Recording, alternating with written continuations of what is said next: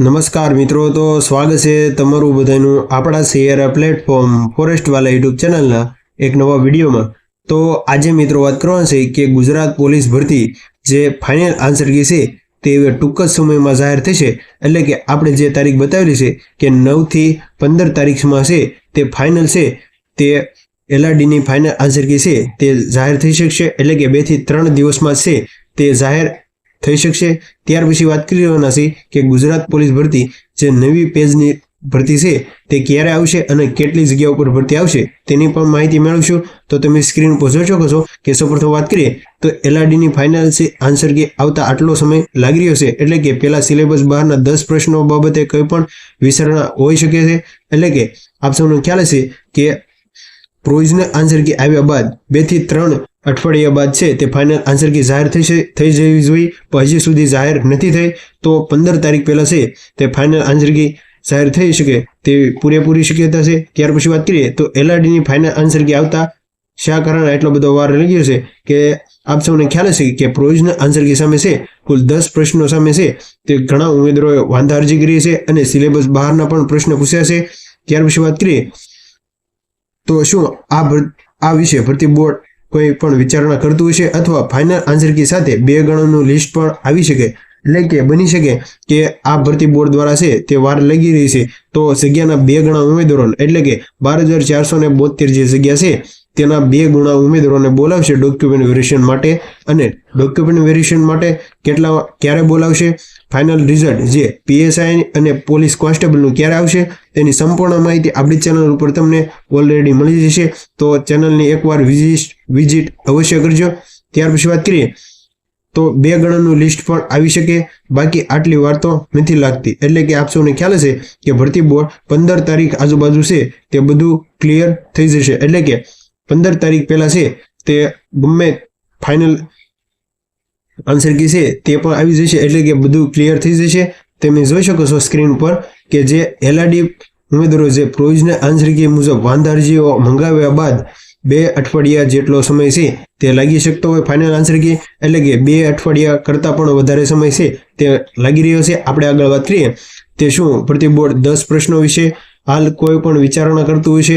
અને આપ સૌને ખ્યાલ હશે કે જે સીસીસી ગ્રુપ બી નું જે ફાઇનલ આન્સર કી આવી છે તેમાં પણ 100 પ્રશ્નો છે તે રદ થયા છે। એટલે કે જો પ્રશ્નમાં વાંધા હશે તો ભરતી બોર્ડે ફાઇનલી છે તે પ્રશ્નો છે તે રદ કરવા જ પડશે।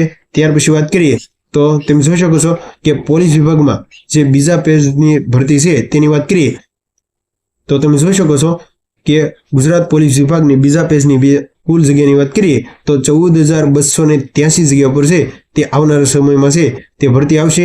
ત્યાર પછી વાત કરીએ તો હાઈકોર્ટમાં રાજ્ય સરકારનું સોગંદનામું ભરતી પ્રક્રિયા અંગે કોર્ટને અપાયું હતું। એટલે કે આપ સૌને ખ્યાલ હશે કે તમામ ઉમેદવારો જે ટીવીમાં પણ ન્યૂઝ જોયા હશે અને આપણી ચેનલ ઉપર પણ તમને નવી ભરતી ક્યારે આવશે તેની જે ઓફિશિયલ માહિતી જે તમને મળી જશે। હાઈકોર્ટ રાજ્યમાં સરકારનું સોગંદનામું ભરતી પ્રક્રિયા અંગે કોર્ટમાં અપાઈ હતી અપીલ। ત્યાર પછી વાત કરીએ તો હાઈકોર્ટ દ્વારા પણ ફટાફટ 2 પેજની જે ભરતી છે તે પૂરી કરવામાં આવે તેવી પૂરેપૂરી શક્યતા થઈ રહી છે। પ્રથમ તબક્કાની ભરતી પ્રક્રિયા હાલ ચાલુ છે, જે આપણે 12,400 જગ્યા ઉપર જે હાલ ભરતી છે તે ચાલુ છે અને તેની તમામ પ્રોસેસ છે। એટલે કે ફાઇનલ આન્સર કી અને પેપર પણ લેવા ગયું છે। હવે ફક્ત ફાઇનલ આન્સર કી અને ફાઇનલ રિઝલ્ટ આવી છે એટલે કે આ ભરતી પૂરી થઈ જશે। અને ત્યાર પછી બીજા પેજની જે ભરતી છે તે 14,283 જગ્યા પર છે તે ભરતી આવશે। તે ભરતીના ફોર્મ ક્યારે ભરાશે તેની વાત કરીએ તો ગુજરાત પોલીસ વિભાગનો નોકરી મેળવતા ઈચ્છતા યુવાનોને માટે આ ખુશીના સમાચાર કહી શકાય।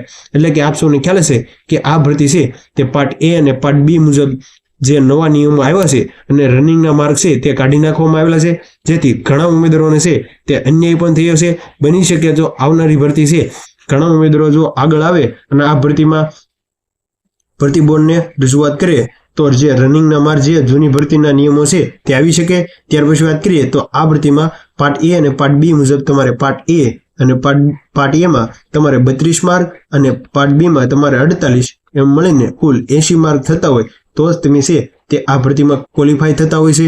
તો ઘણા ઉમેદવારો છે તે પાર્ટ એમાં 2 થી 3 માર્ક હાટું જો રહી જતા હોય તો ફાઇનલ આન્સર કીની વાટ જુઓ.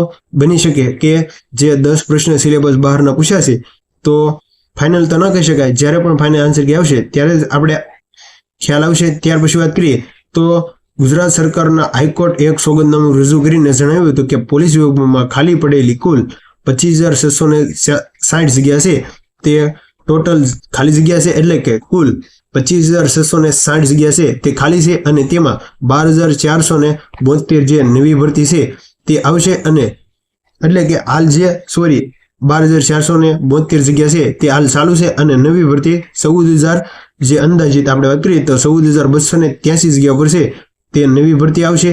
તો 2 તબક્કામાં છે આ ભરતી કરવામાં આવશે અને બીજા તબક્કાની ભરતી છે તે ઓગસ્ટ અથવા સપ્ટેમ્બર મહિનામાં બહાર પાડવામાં આવશે.